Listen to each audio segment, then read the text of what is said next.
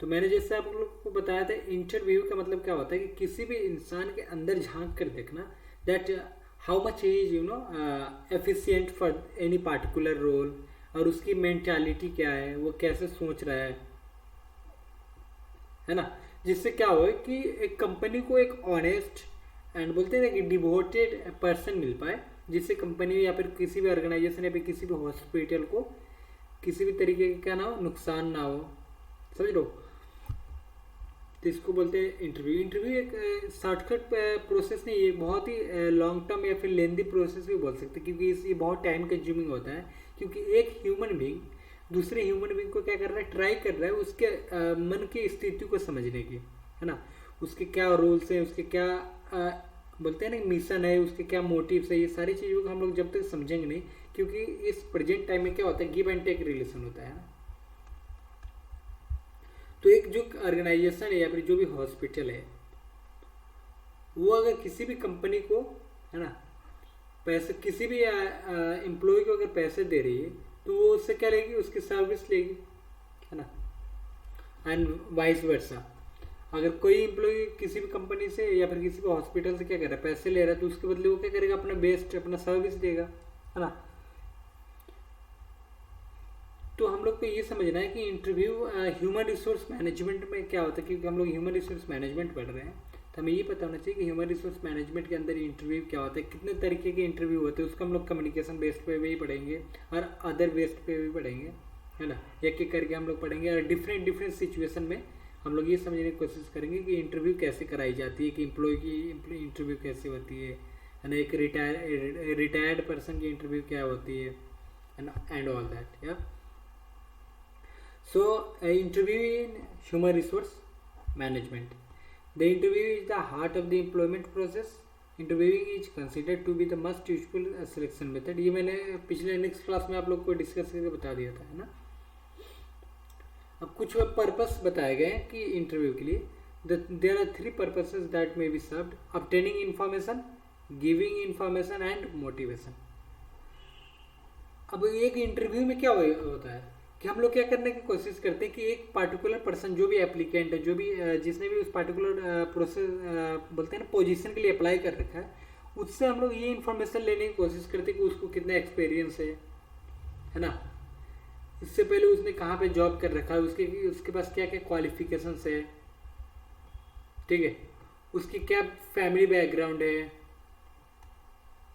ताकि कल को क्या ना हो, किसी भी तरीके की अनसर्टेनिटीज ना हो जाए, है ना, कि फैमिली बैकग्राउंड चेक ही नहीं करी और हम लोगों ने ऐसे पर्सन को रख लिया जिसके क्रिमिनल बोलते हैं ना, कि क्रिमिनल रिकॉर्ड हो, कि कोई क्रिमिनल रिकॉर्ड्स तो नहीं है ना, लीगल पर्सन है कि नहीं है, किसी भी इलीगल वर्क में तो नहीं लगा हुआ है, हाँ।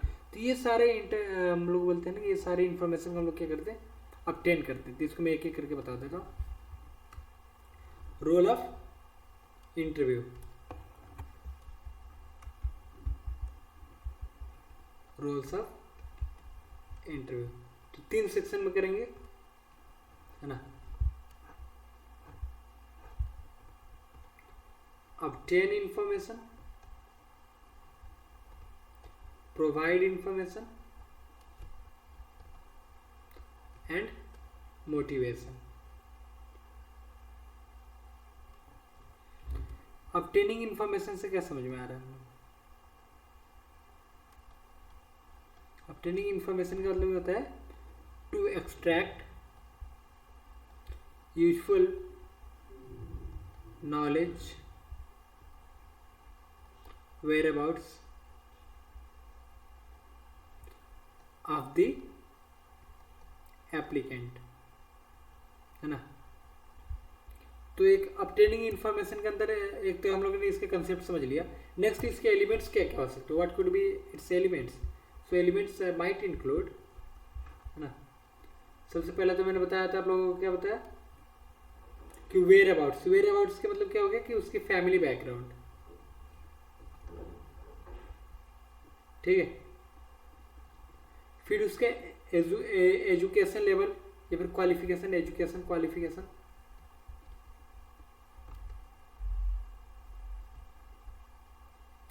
एक इंटरव्यू में एजुकेशनल क्वालिफिकेशन क्यों पूछी जाती है, जैसे मान लो कि मुझे मैनेजर पोस्ट के लिए कोई बंदा चाहिए, है ना, एक हॉस्पिटल में, लेट्स सपोज,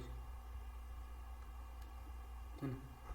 तो अगर मैनेजर के लिए चाहिए तो मेरे को कम से कम तो उसके पास मास्टर डिग्री होनी चाहिए, है ना, पोस्ट ग्रेजुएट होनी चाहिए। पोस्ट ग्रेजुएट नहीं भी होए तो अंडर ग्रेजुएट के पास साथ साथ उसके 3 to 5 year of related field में क्या होना चाहिए, एक्सपीरियंस होना चाहिए, हाँ। तो यहाँ पे क्या आ जाएगा, experience of related field, elements of किसका ये, ऑब्टेनिंग इंफॉर्मेशन में, समझिए। और क्या हम लोग ऑब्टेन करते हैं इंफॉर्मेशन में, legality of a person. Legality of person का मतलब free from all the criminal records, समझ रहे हो। सेकंड क्या देखते हैं हम लोग उसका, उसके habits and interest. Habits and interest क्यों इंपॉर्टेंट होता है जानना, क्योंकि उसके हैबिट बताता है ना कि वो कैसा पर्सन है, वो इंथुजियास्टिक पर्सन है ना, बोलते हैं ना एक एक्सट्रोवर्ट है, इंट्रोवर्ट है, ये सारे उसके नेचर जानने की कोशिश करते हैं हम लोग। ये सारे इन्फॉर्मेशन उससे एक्सट्रैक्ट करने की कोशिश कर रहे हैं, है ना। बोलते हैं ना इंट्रोवर्ट है, एक्सट्रोवर्ट, इंट्रोवर्ट, एक्सट्रोवर्ट, जिसको हम लोग क्या बोलते हैं, nature of an applicant of the applicant, ठीक है। और क्या एक्सट्रैक्ट कर सकते हैं हम लोग कि किसी भी पर्सन से इंटरव्यू में,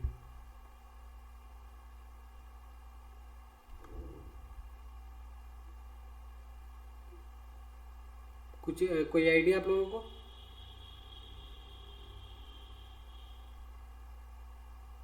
जैसे बोलते हैं किसी भी तरीके का बोलते हैं ना कि नशे का वो आदी तो नहीं है ना, है ना।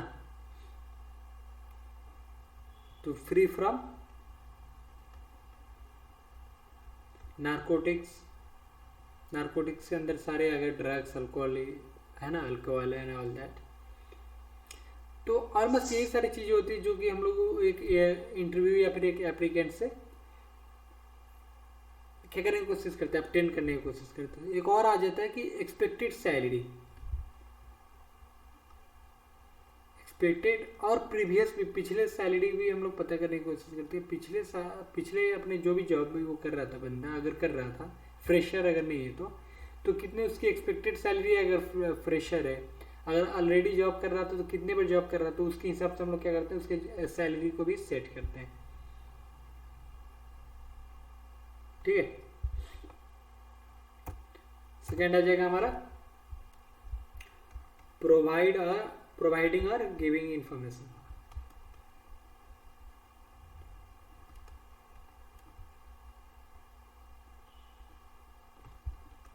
इसका मतलब हो जाता है कन्वेइंग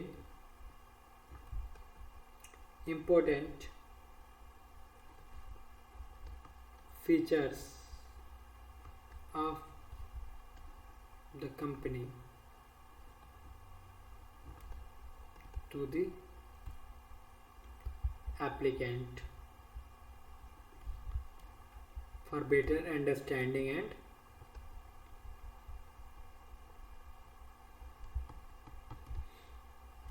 selection process।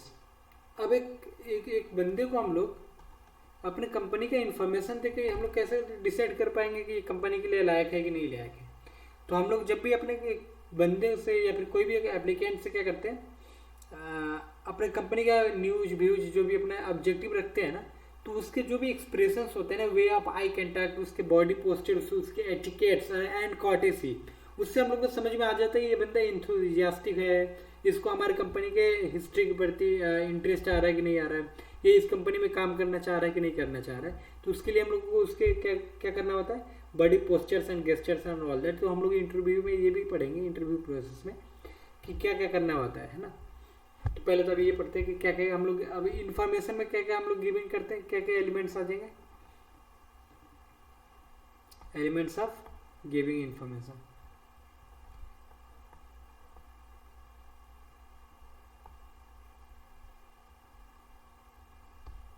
तो एक कंपनी अपने बारे में क्या क्या बताएगी एक एम्प्लॉय की, एक एम्प्लॉय भी नहीं है एक एप्लीकेंट को जो नया आ रहा है। तो हिस्ट्री ऑफ द कंपनी है ना। सेकंड क्या बताएगी, जो भी कंपनी की मिशन है। थर्ड, जो भी कंपनी की विजन है। विजन और मिशन अलग अलग चीज होता है। मिशन का मतलब उसका टारगेट, विजन का मतलब उसका फोरकास्ट कि मुझे यहाँ पे पहुँचना है। ये कभी भी रीचेबल नहीं होता है, मिशन रीचेबल होता है या फिर अचीवेबल होता है ना। विजन हमेशा अनरीचेबल होता है, इसलिए उसमें हम लोग क्या करते हैं तो वो एक्सपांड होते रहता है। मिशन एक बार ही कंप्लीट होगा तो नया मिशन आएगा, लेकिन विजन कभी भी चेंज नहीं होएगा या फिर कभी भी अचीव नहीं होगा। क्योंकि अगर एक कंपनी का विजन अगर अचीव हो गया तो वो कंपनी फिर काम ही नहीं कर पाएगी, समझ लो। अगर एक कंपनी को हो गया कि उसके विजन की प्रॉफिट अर्न करना है 10 करोड़, है ना, तो जैसे वो 10 करोड़ अर्न कर लेगी क्या उसके बाद कंपनी बंद कर देगी अपने आप को। अब उसका नया विजन क्या बन जाएगा, चेंज होकर 20 करोड़, समझ रहे हो। उसके बाद 30 करोड़, ये एक्सपैंड होते चले जाएगा। अब इसके लिए जो भी टारगेट सेट करना है उनका, जो भी मिशन की कितना प्रोडक्शन करूंगा तो 1 लाख प्रोडक्शन करूंगा तो हो जाएगा मेरा 10 crore profit, 20 crore profit and all that, समझ गए।